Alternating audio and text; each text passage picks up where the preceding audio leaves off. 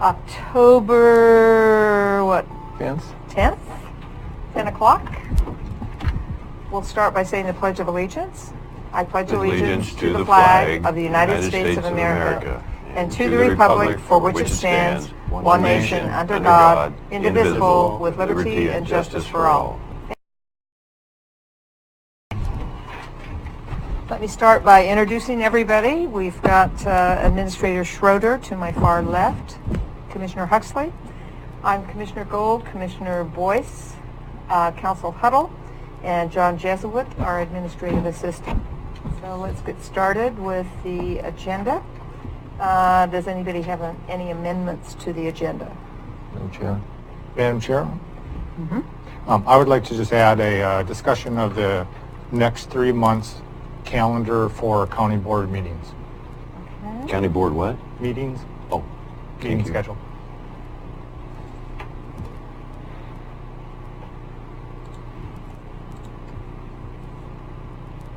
Any other amendments to the agenda? Hearing none, could I have a motion to approve the agenda as amended? I'll motion to approve the agenda as amended, Chair. A second? Second, Madam Chair. Thank you. Call for the question? Aye. Aye. Aye. Okay, so we're going to start with the Ferry Hole boat ramp. I guess is that the actual name of that, or? The old Bagdale Ferry. Yeah. The only reason I'm asking that is because I noticed there were a lot of holes in the ramps. I didn't know whether you changed the name. Okay, so Administrator Schroeder, do you want to tell us a little bit about that? Yeah, so let's see here. The county has received an invoice for $750 from the State Department of Lands, and that's in your packet in online. This is a permit for the boat ramp on the North Rogue River, about 4 miles up the road. Permit is good for 15 years. The discussion point for the county board is after inspecting this boat ramp, it is found to be in need of significant repair. In your packet, you will find pictures of the site along with a survey and a general map of the location. Richard Christensen, Roadmaster, visited the site, looked at the concrete ramp, said it would need a ton of work, in his words, and if we needed to work in the river, permits would be needed, obviously, to work in a protected waterway. One of the neighbors does keep a logbook of the people that use the boat ramp. I've looked at it. I've gone up there and talked to her. Due to the limited parking, maybe they get anywhere from 1 to 4 people using it per day. One of the limiting factors of that property is it's only 0.33 acres of county land on the river that we own, and that limits it to 3 vehicles more or less that can park at one time. I've discussed this with department head, with our department head meetings. We have a couple different options that the county board can consider and direct staff to do further research or investigation to bring back with a recommendation for action. One is leave as is. 1, put up a sign warning of a dangerous ramp. 2, 3, put in road barriers to limit the ramp to canoes or kayaks. 4, remove the ramp, don't pay the fee, sell the property to the budding homeowners. And 5, investigate costs of repair and replacement of the ramps. So with that, I'll go through a couple different pictures here.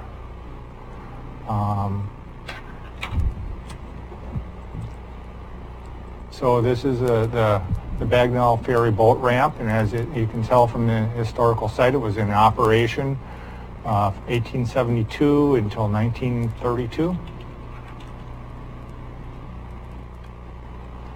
This is a picture of the ramp looking down into the water. So you can see we have what used to be, a continuous slab of concrete is now broken up into, multiple different pieces, and it dives into the river very significantly after you get to this point here. It really goes down steeply. So let me just ask this quick question. What is our liability if someone to get injured or whatever? Well, that'll be one of our discussion points. I just have a few pictures here to go through so you get kind of the condition of Please it. finish. So you can see, there's some issues here. This is a parking area. Again, going back to the survey, it's a third of an acre of total land. That includes the slope that goes down into there. So the land that's actually available for parking is just what you see here. This is a view looking down the road. So when you look on the survey map, this area here is a county road. So that's listed as county property in the road, and these two property owners here, have a butt to it. Here's an overview map.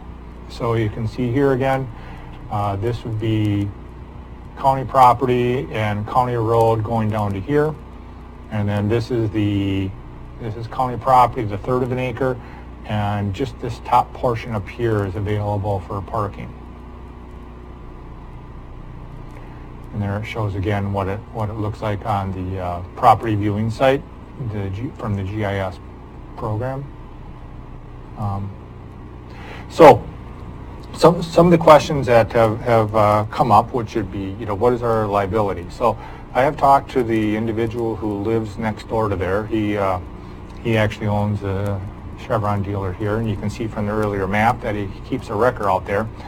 He says occasionally people will, the wheels off the trailers would break off. Because if you go down too far and if you don't know the property well, you pull back out, the wheels get caught, and then they have a problem with that. So far we haven't had any, to my knowledge, the county hasn't had any claims that have come across the county. But this is a registered boat ramp, and so out-of-towners could use it and not be aware of it. That's about the extent of the investigation that we've done. We haven't got any estimates as far as, what would it take to repair it, what would be the ramifications if we slightly closed it and paid the permit, or other things. So that's where staff is at, and I'm just looking for what kind of thoughts the county board has concerning the use of this particular county property. Could we charge for the use of the ramp? Those people who are using it? I know we couldn't have someone standing there all day, but I know other places put a little box or whatever for people to pay. That would be one thing the county could do. You could put up a little pay box, and people could, just like we do up at the parks, you could have a self-pay box with an envelope, but then you put a little thing on your windshield. Commissioner Boyce? Can we hear from Mr. Hopkins before we have questions? And then, I have several questions, maybe some comments. I know he's spent some time on this. Josh? Josh Hopkins, Curry County Parks. Pretty much everything County Administrator was talking about as far as the condition of the boat ramp, it's in very poor shape.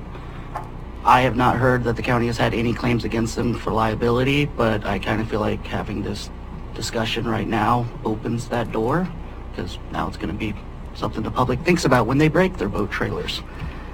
As far as it goes, though, with the fee boxes, we could put in an Iron Ranger. That's what it's called. It's a fee box for it. We could charge a fee for it. I think you're going to be hard-pressed to get people to pay for something in its current condition without fixing it. And to fix it, from speaking with the Marine Board, we're talking hundreds of thousands of dollars probably. Because not only are we going to have to fix it, we're going to have to bring it up to the current boat launch standards. The Marine Board, when I spoke to him, mentioned that we'd end up having to regrade the road, widen the road, and widen the launch itself, which would take away from the parking that's already there, and that's limited.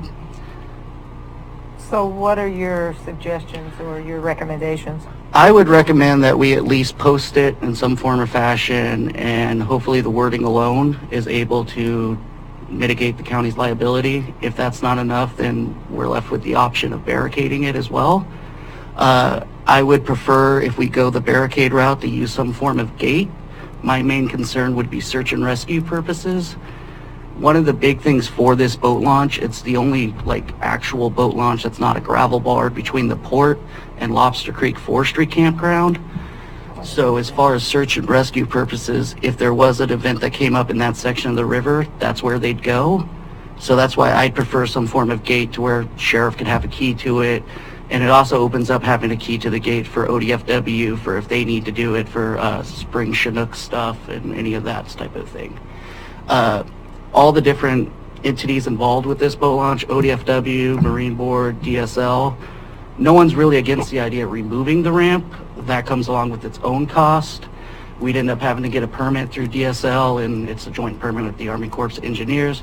The permit itself is anywhere between $700 to $1,000 just for the permit to remove it, and then we'd have the removal cost as well. So when you look at it like that, we're stuck with a $700+ bill, whether we pay this public license fee and leave it or remove it anyways. But yeah, I think at least posting it to give warning and try and mitigate the county's liability. Commissioner Boyce? Thank you, Madam Chair. Several things I want to offer on this. The history there alone is very noteworthy. My uncles used to tell me the story about Herbert Hoover came in there in 1929, 30, right around in there, and there was about 20 cars ahead of him, and he made the plea, his people did, that could you, because there's a one-car ferry, one at a time before the bridge was built, completed in 32. And so he wanted to know if he could go ahead. When Arnold Bagnell found out it was Herbert Hoover, he basically said, you can wait in line with everybody else, your turn. So that's the story we used to tell once in a while. Somebody's got to stick up for the guides here. This is a popular guides boat ramp, and sure, we need to be very careful of liability. My option, preference, based on the information I have right now, would be to post that there is a liability here.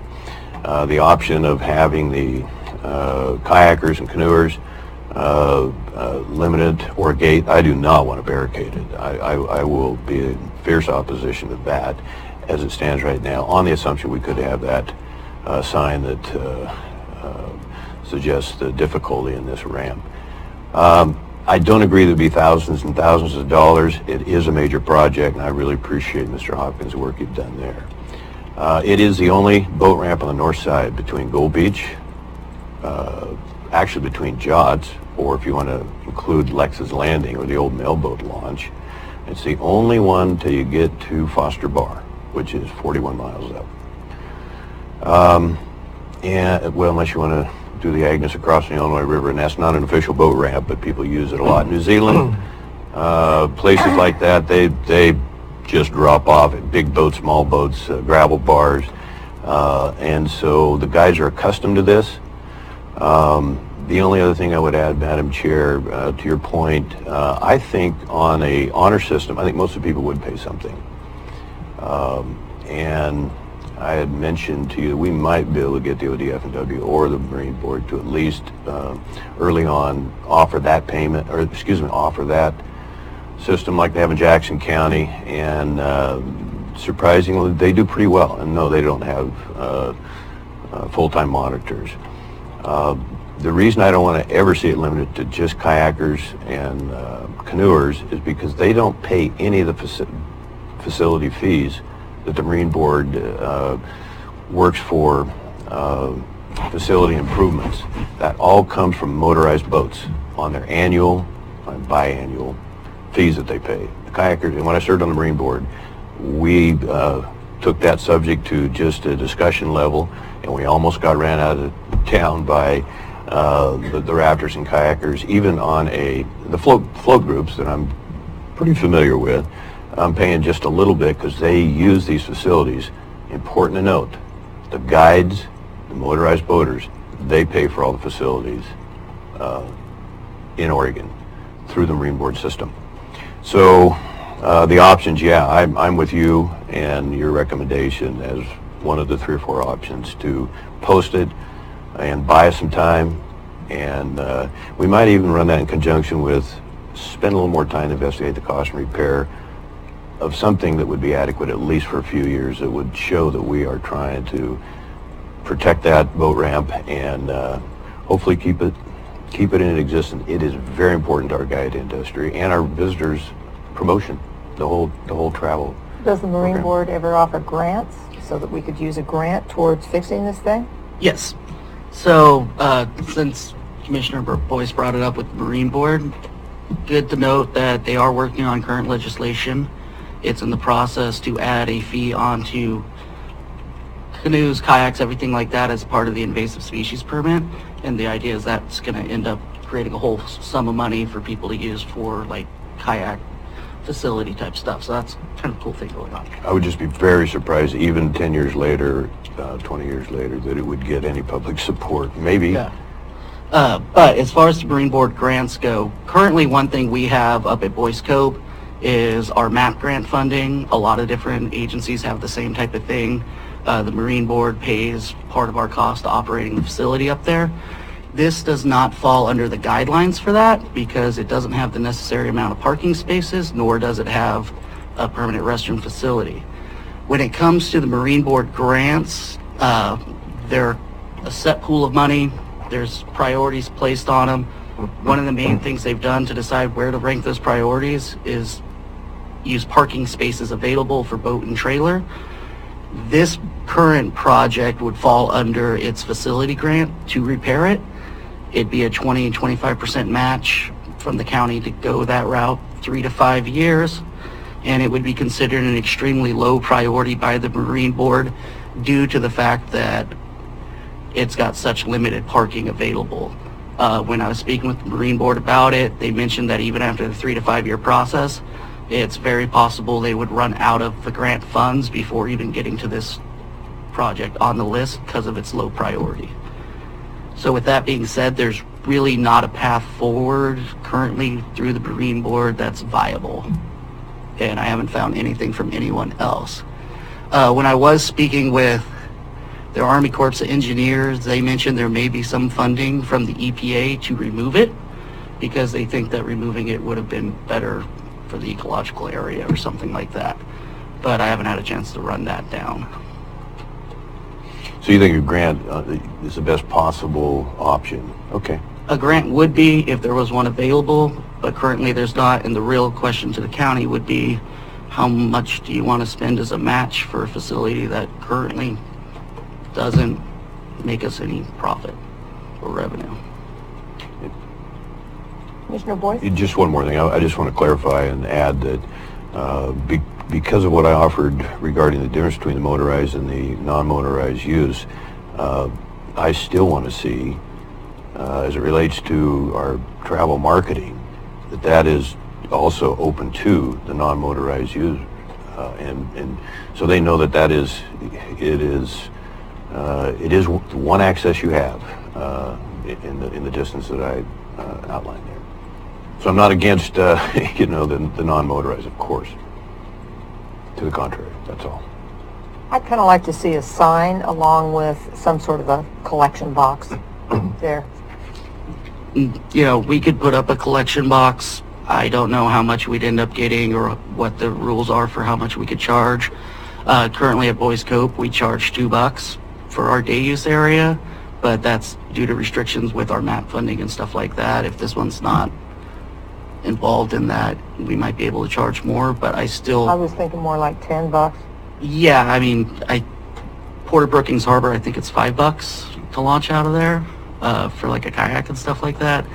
I just think you're not going to end up collecting a lot, and it'll be more of a staff time that doesn't quite match out.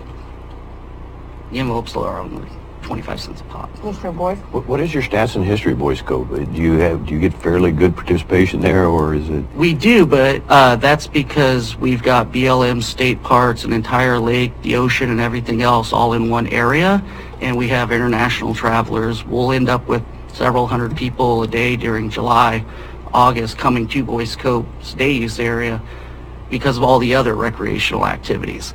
You're not going to get that there. I think really if you got down to the numbers of it, you're going to find you have a dozen or so fishing guides that use it on a daily basis or something like that. But the majority of people aren't using this facility. So you wouldn't even know it's there from the road. You have Administrator Schroeder, you have the homeowners tally or daily description of people using the facility? Do you have that available, or is that? I took a couple of photographs of it, and I could show it to you. I didn't put it up there because it's got people's license numbers and stuff like that, but I can show it to you, yeah. I just took a few. She has like multiple third ring binders. Every day she's keeping track of who's up there. So we want to be careful with the information, I realize, but that's good data, and in comparison to, you said the hundreds that use the facility in North County, that helps me understand. Thank you. The difference, the ratio. Like a rain Yeah. gauge, right? Commissioner Huxley? I can't really make it out on that GIS. What's the appraised value of the property? Is that $5,000? This is $5,000. Current exempt value is $5,000. Okay, so it is on that. 5,000. And And that's just for this third of an acre piece Correct. of property here. Correct. This, if the county board considered jettisoning the property, this other whole property would be a vacation of a road. That in was the gonna same be my in next the same question. aspect as we're dealing with next week up in Flores Lake area. There is a vacation of a road that we're dealing with, public hearing and everything like that, and you'll see that next week as a part of that process. It's a different process. you mentioned several times, or I was interpreting that the neighbors would be interested in possibly purchasing. I mean, has that question been asked, or has that offer been made in discussions, or is this an assumed hypothetical? I talked to them in general terms, and I said if the county board wanted to consider that, and they obviously would have some concerns on it because you have basically this property owned by the county and you have 3 property owners. How would you divide up this property? How would you keep people from doing stuff? They basically would just be interested in talking if we wanted to talk about that. I would suggest at least, asking them, are you really interested? Because what you could do as a condition of the sale of the property, in short order, you're going to spend, we probably already have, certainly more than the properties and everything is worth. Forget the liability. If you start posting signs or putting in something to spend $10 to collect $2 or something ridiculous like that, the government could do that. They could spend $100 to collect $2. I think they do it all the time. But if the property could be, and then there would be I think you'd increase your liability if you start posting things or charging money for somebody. I think I'm not a lawyer, but to me that would increase the liability of the county. If they thought they didn't have any now, I think they sure have some liability if they start charging peanuts to launch a boat and lose the tires on their trailer or something. But I would suggest at least seeing if they're interested, and certainly if that property could be sold, it could be conditioned on whatever you can imagine. You can certainly request in conditions in the sale of a property that it be open, that the law enforcement have access, that A, B, C, D, and so forth and so on as a condition of the sale, and remove of a continued,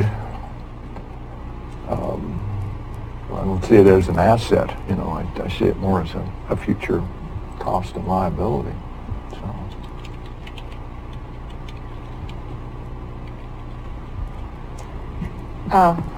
Administrator Schroeder? Council Hull, Yes. do you feel in the current condition where we really don't have any type of warning on there, do you think there's any county liability for damage to vehicles, or is it assumed that you're using a ramp at your own risk? The standard would be if there's an open and obvious hazard that people are usually responsible for their own actions in those circumstances. But I would prefer that we at least post a sign saying, Use at your own risk? ramp, use at your own risk. Also, Oregon law allows what's called recreational immunity. If you allow someone free use of a property for recreation, and we may be able to invoke that if someone makes a claim against us if we don't charge. And it sounds like the type of charging we're doing wouldn't really cover our expenses. So I think we should postpone any charging until we get this ramp repaired if we go that route. But I think at a minimum, post a sign, closing it off with the gate accessible to the sheriff would make, from a risk management standpoint, some of the most sense. But again, we've heard, there's been commercial users and other public users that would be then deprived of this. So that's a policy choice for the board. Can we go back a couple slides to the historic marker there? I think that's...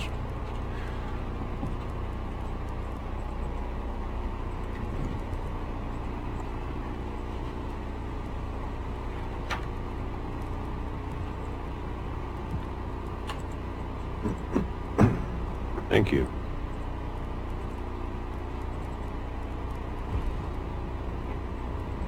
Yeah, I just think that has tremendous significance. I understand the recreational immunity, or at least I'm learning a little bit about that because Oregon's been hit pretty hard lately. But no, I hear gate though, and I'm going to be in strong opposition to that. Our guides have enough difficulty trying to survive through the wintertime, and so this is very important to several of them. That's all I have, Madam Chair. Oh, except maybe we could build on this this historical part of it on our property, and just make that almost a destination and maybe a picnic area where I understand the parking. It's too bad we don't have extra and additional land there available. Okay. I would say at a minimum, a warning sign. Same here. Okay. Well, I have some And information. maybe check about buying the property too, just to see. Okay. That, like I said, is a workshop. I'm just looking for the thoughts of the commissioners, and we'll continue to work on this in staff and come back to you. Okay. Thanks, Josh. Thank you. Okay, next we have our tobacco business license discussion. Clark Schroeder to begin with. Okay, so we've been asked by Ms. Weiss to have a discussion if the county board would be interested in developing a tobacco retail license for people in Curry County. And a tobacco retail license would be an effective tool used by communities to ensure retailers comply with safe and responsible tobacco retail practices. And so with that, I'll pass it off to Ms. Weiss from CCH. Hi, good morning. So just a little bit of background why the retail environment is so important. Can you introduce your title? And Oh what you yeah, do? Brooklyn Weiss with Curry Community Health. I am the Tobacco Prevention Coordinator. So yeah, a little bit of background for the retail environment.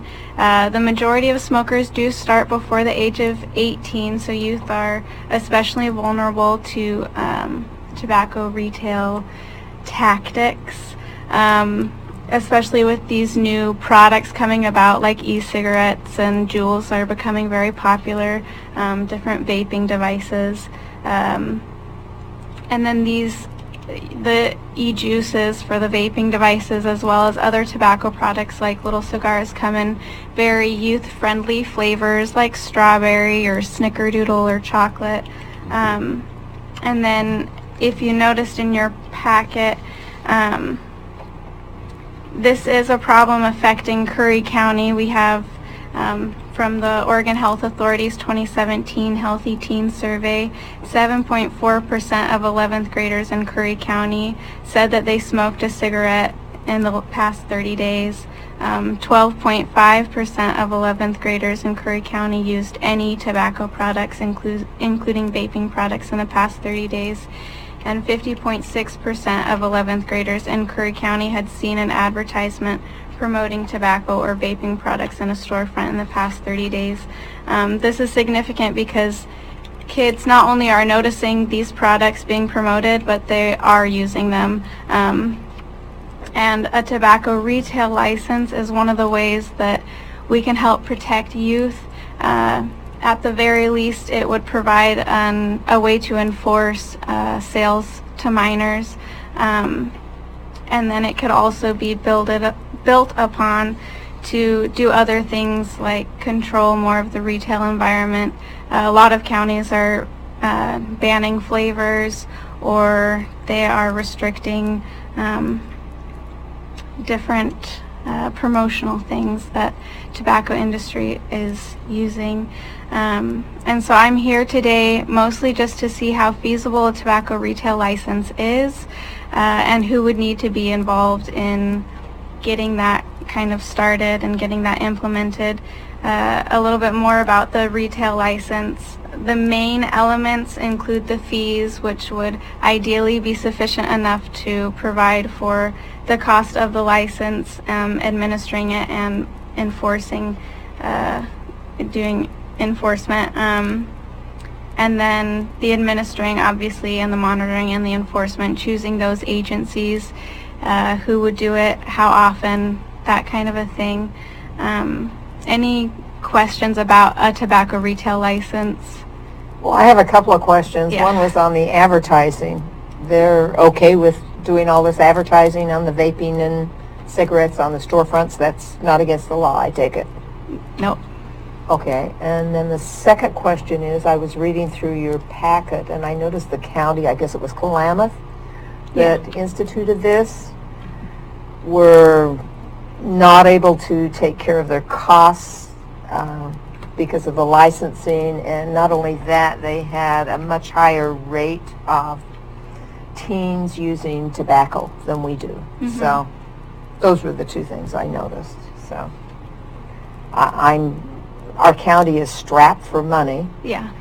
So I would be reticent to institute anything like this. And I'm totally against smoking, don't get me wrong, but against something that would cost the county a lot of money to enforce, because we're running into some of these problems with people's trash and so forth that we're having to enforce currently. Yeah. That's why ideally the fee of the license that business owners would pay in order to sell tobacco, that fee ideally would be sufficient to cover the cost of everything else. Yeah. How many businesses sell tobacco in Curry County? There are approximately 26. That number could be different because we don't currently have a way to know exactly who is and who is not selling tobacco. That's another reason why the tobacco retail license would be important. Selling tobacco in the county specifically, so that we can keep a better eye on whether or not they're selling to minors. What would be your goal of enacting a business license? What would your outcome hopefully be? The main outcome is to reduce sales to minors. In the most recent enforcement inspection, 11 retailers in Curry County were inspected, and 2 of them did make sales to minors. I don't know if you want to. So who did the inspecting? This was done by the Oregon Health Authority. Okay. Yeah. And do they come around how often, the Oregon Health Authority? They do it yearly, the enforcement inspections. Okay, and so if we were to have licenses, business licenses for all these tobacco folks, how often would we have to inspect? That's up to you. That's the thing about the tobacco retail license, is you can really make it what you want, and ideally at least every retailer would be inspected at least once a year. The recommendation is twice a year for every retailer, but a lot of counties do find that hard to do financially. So we would have to hire another person, I would think, to Yeah, some counties are part-time at least. yeah, it could be, I don't know if any departments currently have a position. I mean, only 26 retailers isn't too much. It shouldn't take up too much time. So it could be, you could designate a department that would kind of take over this. You could contract out to law enforcement specifically for the enforcement piece. But that's what the license fees would be for. Yeah, yeah. So going back to, I hear what your outcome is to limit or decrease youth underage smoking. You're going to regulate the tobacco sellers to get there. What kind of regulations do you think would limit youth access to tobacco? Some of the ones that are most popular in Oregon are that people are working towards are the banning of flavors,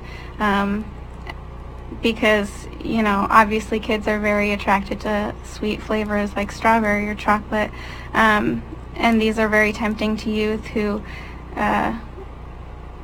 are curious about tobacco use.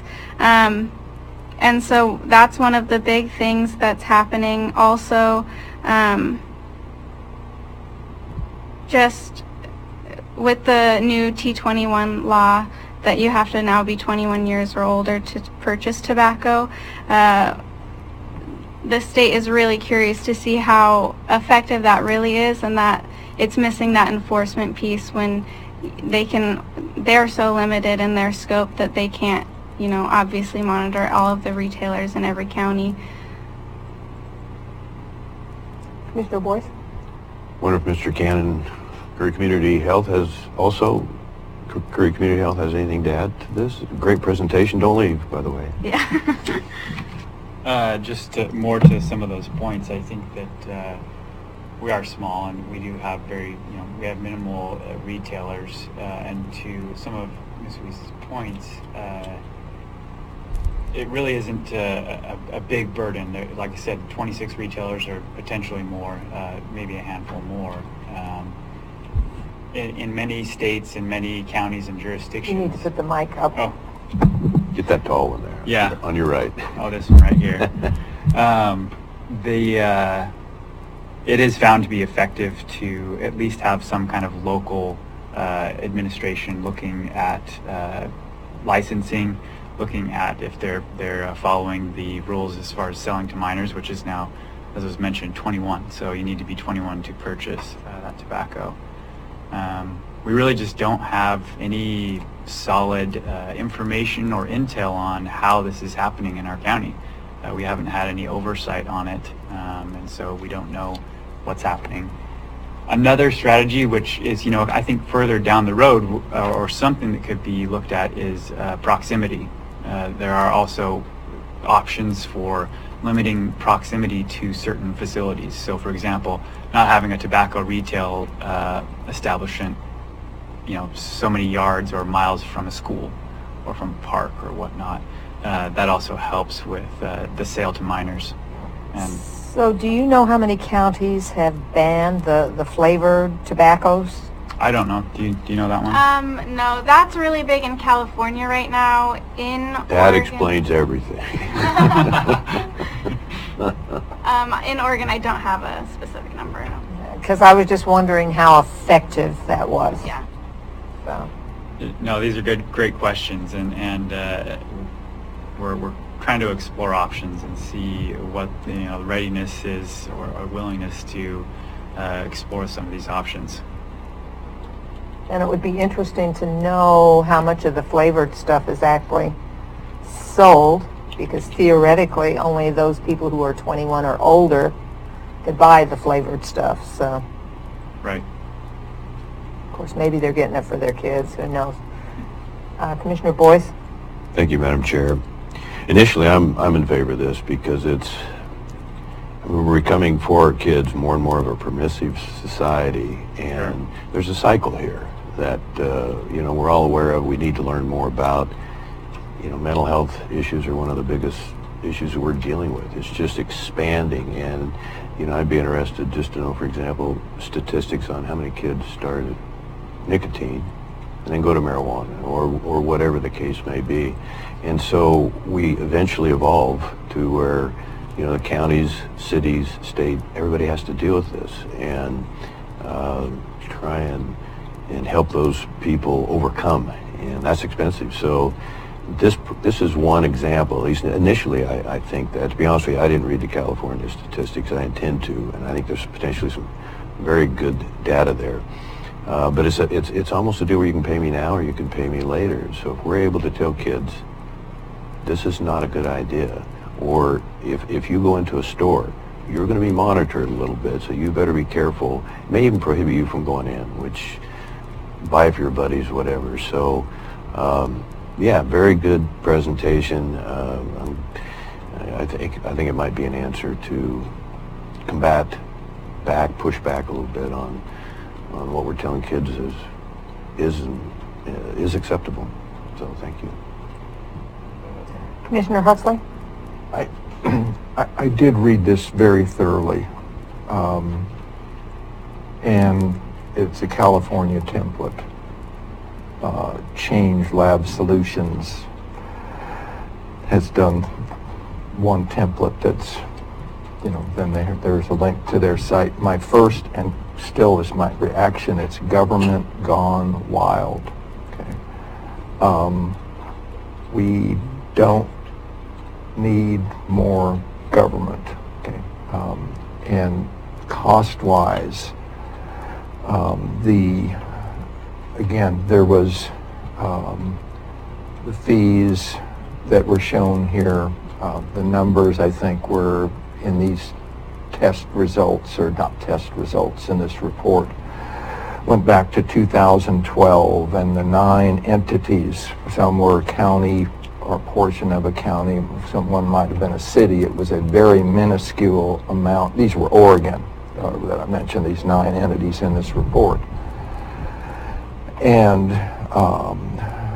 the study, or the interviews, I think there were 5 or 7 interviews that were done in 2012. So this is 6-year-old, data that's there. But in all cases, no one had really done much of anything because it was so overwhelming. The budgeting for a local tobacco retailer license fee in California, basically a checklist that was done by this Change Lab Solutions as far as things you would need. There were 30 items in 5 pages? Yeah.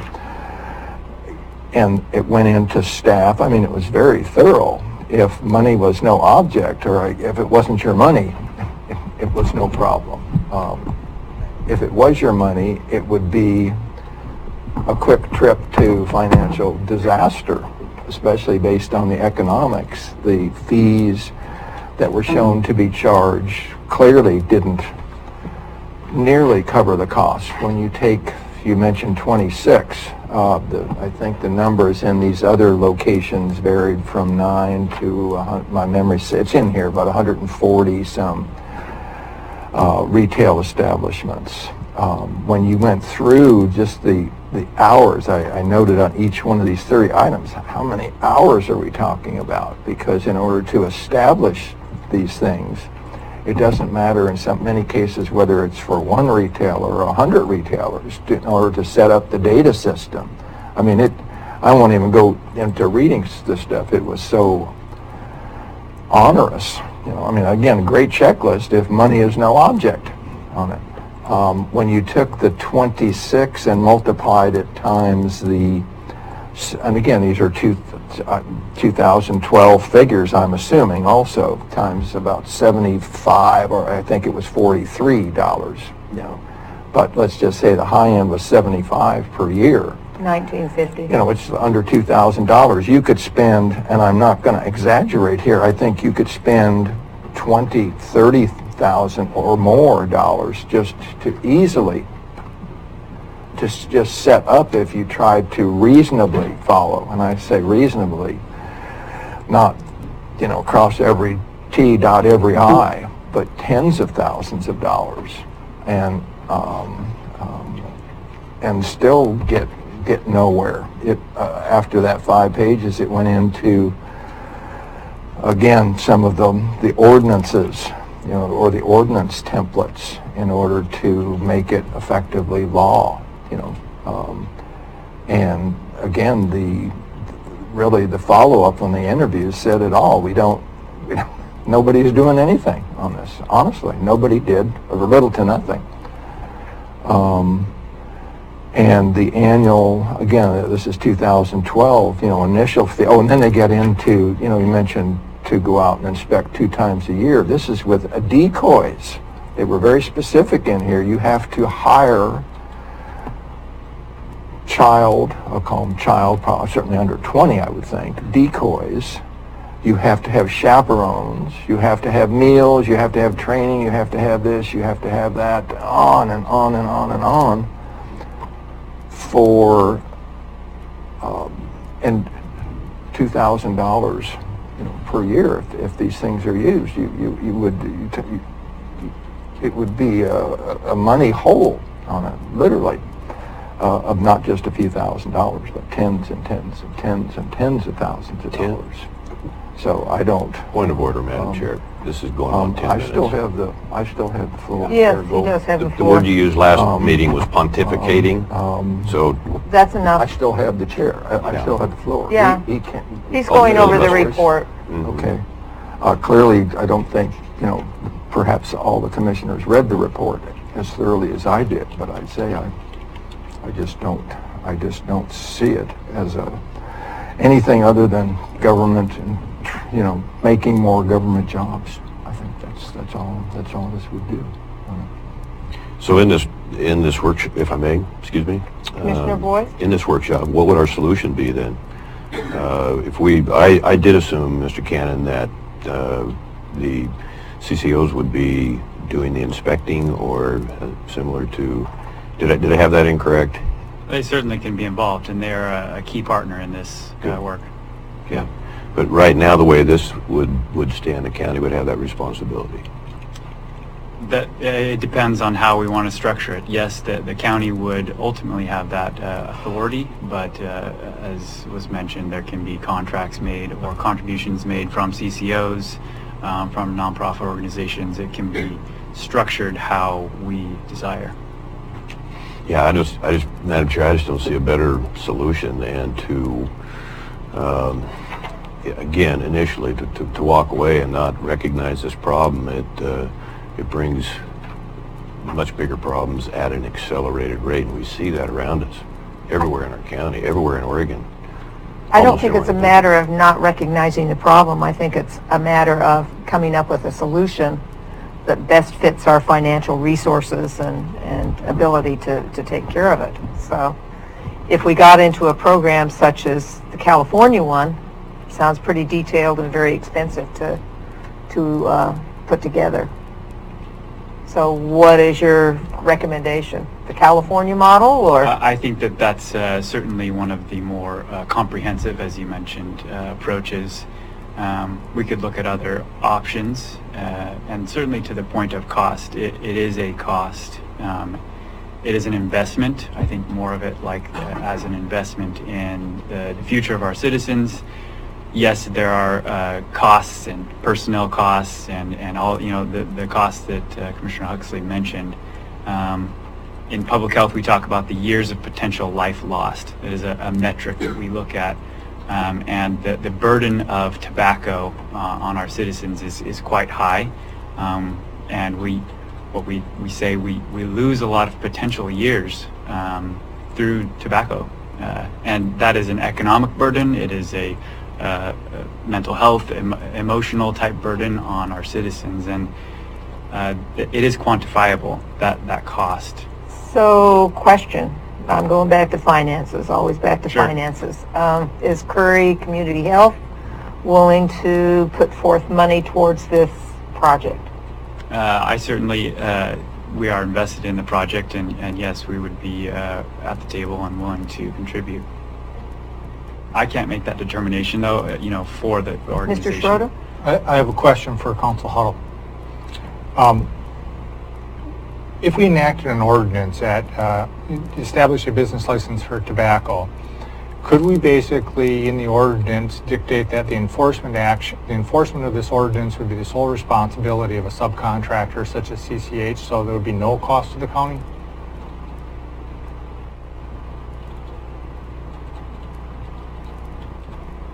Off the top of your head? It's a good question. We're actually in discussion with CCH right now about enforcement of any of the other health codes that we have, and they've taken a position that that enforcement is a government function that we can't contract out. Now that's under our community or our local public health scheme. I don't even know where this would fall under that. Is this part, are you seeing this as part of our local public health authority powers, or just as our general police powers of a county? This is a revenue raising idea. Usually business licenses are for revenue raising. And so again, there's a lot of pieces to it, but there's been some discussion again with CCH over whether they can enforce any of our rules and laws. So I'd have to work with them on that, but I'm questioning whether it's allowed depending on whether it's a governance function or not.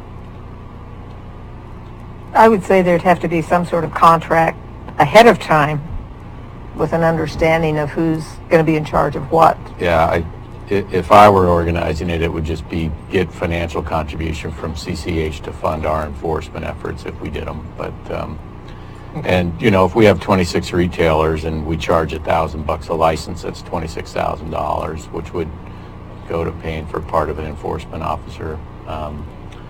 But yeah, we have plenty of enforcement to do, and we don't have a good history of doing enforcement. So and we're just starting our program. The one issue I have is just volume. I mean, we're having a hard time keeping up with the number of enforcement cases we already have, and this would just add to that. So those are just some of the issues. And the other question I had, if I could, you bet. we mentioned the state has passed a 21. Now you have to be 21. I've never been involved in it. I think when I was at a different jurisdiction, our local law enforcement cooperated with OLCC, for instance, in doing these underage stings. But primarily OLCC themselves had the enforcement officer, and that was all OLCC's work to do. And so they ran all the enforcement. Who is enforcing tobacco laws in general at the state level, and don't they have a mechanism in place to enforce this under 21 law or over 21 law like OLCC has for liquor? I mean, how does that work right now? How's it working right now, or did they set up something to do that when they passed a new law? That's a great question.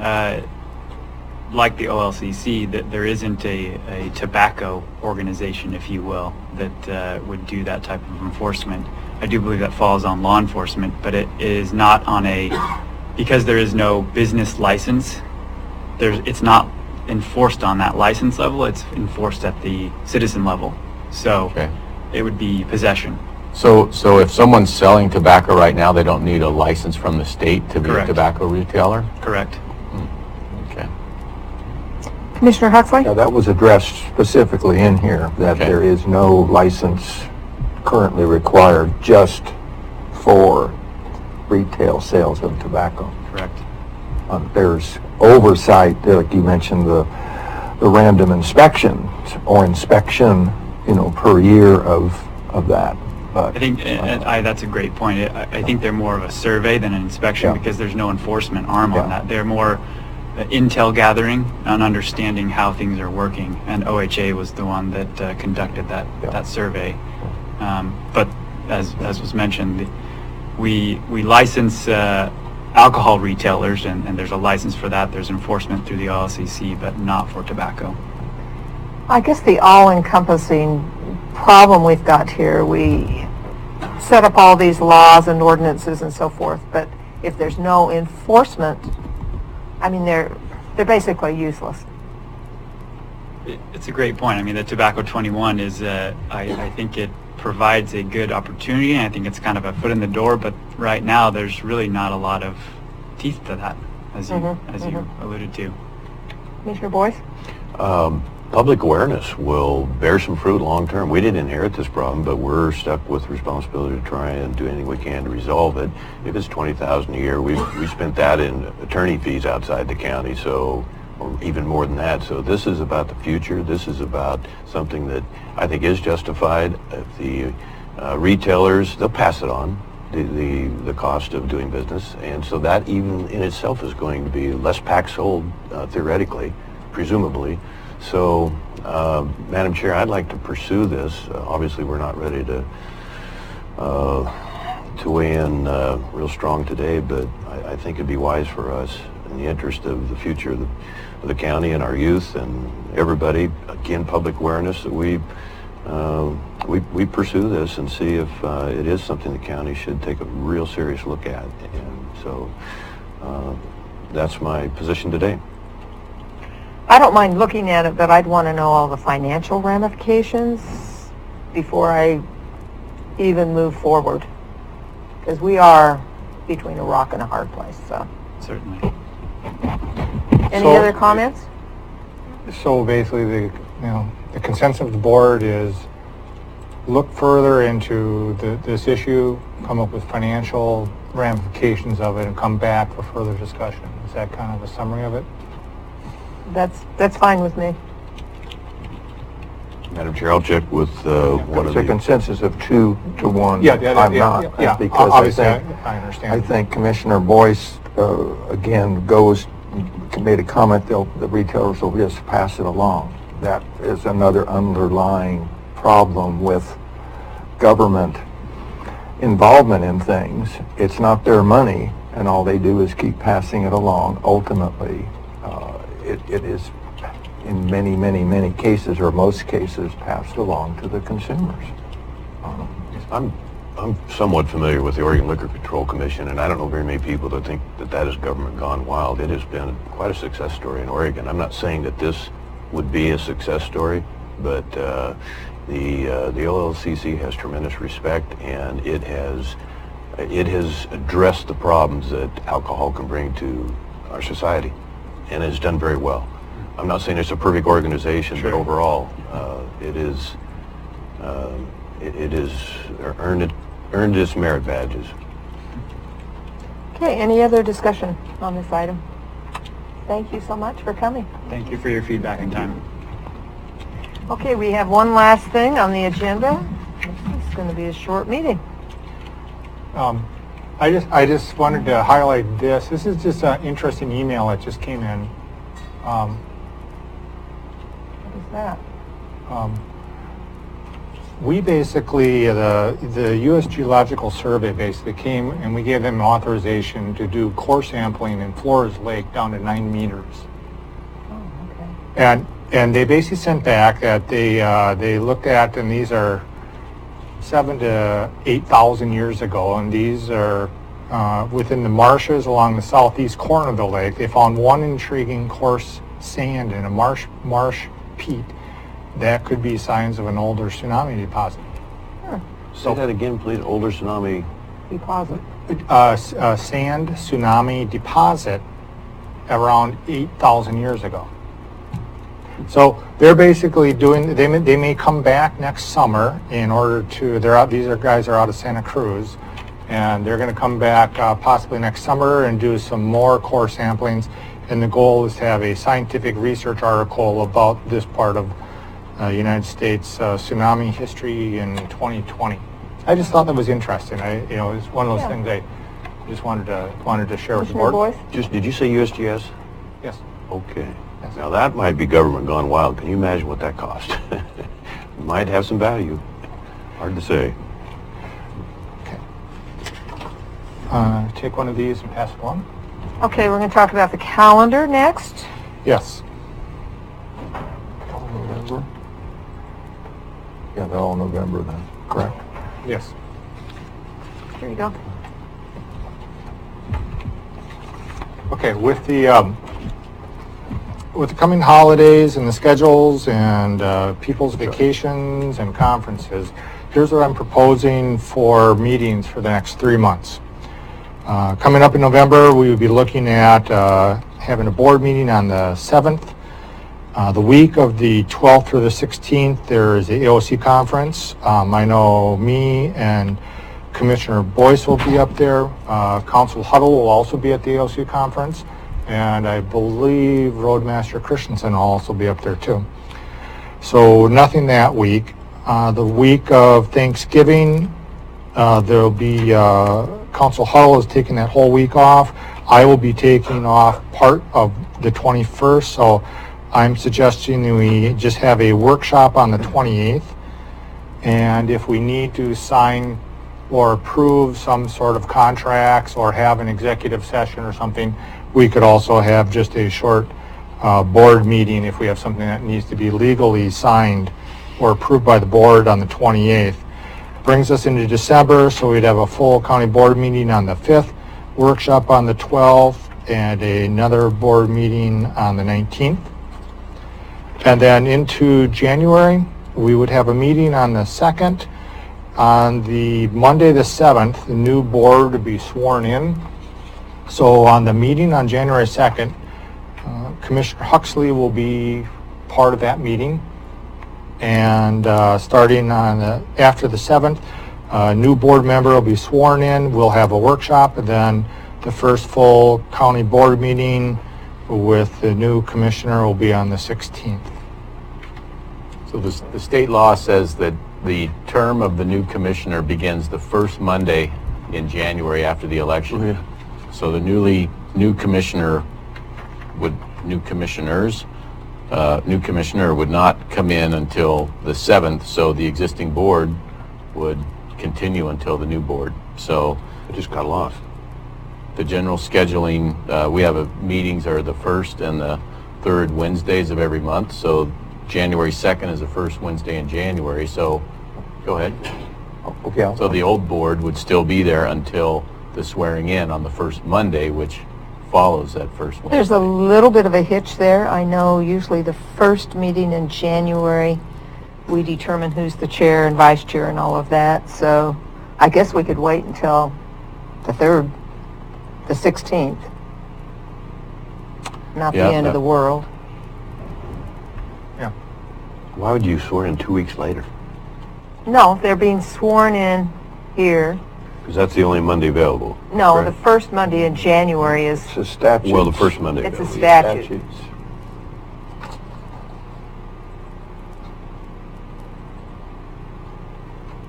So I just kind of wanted to bring this to the attention of the board and making sure that there'll be, the only thing that I see coming up that we may have to adjust a little bit on or be a little flexible on would be we're in negotiations obviously with the Teamsters 223 and the Teamsters 206 right now. So if those contracts come to fruition or we need more flexibility or guidance from the county board concerning settling these contracts, we may have to convene an executive session meeting just to deal with labor relations.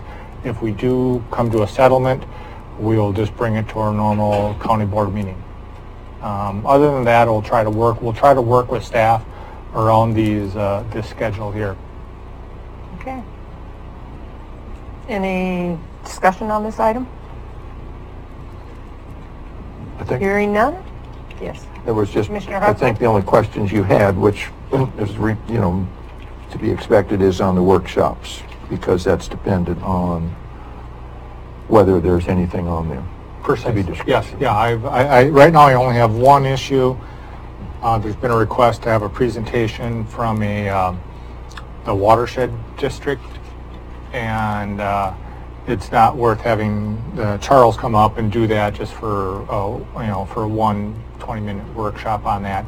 If I can't fit that in anywhere else, I will just tack that on to the end of a regular meeting and just have a presentation, so we don't have to. We can save the cost of. I think that would be more efficient, definitely. Okay, yeah. So unless I have other issues, which I want to have the board weigh in on give direction or education. This is a schedule I'm going to shoot for. Okay. Any other questions? Not Commissioner questions, Huxley? I'm just going to, I'm going to provide, after the meeting, I'll provide Administrator Schroeder a PDF file marked up of my comments on the documents on the tobacco license. issue, because I think it's, Okay. again, overwhelming. Okay, this workshop is adjourned.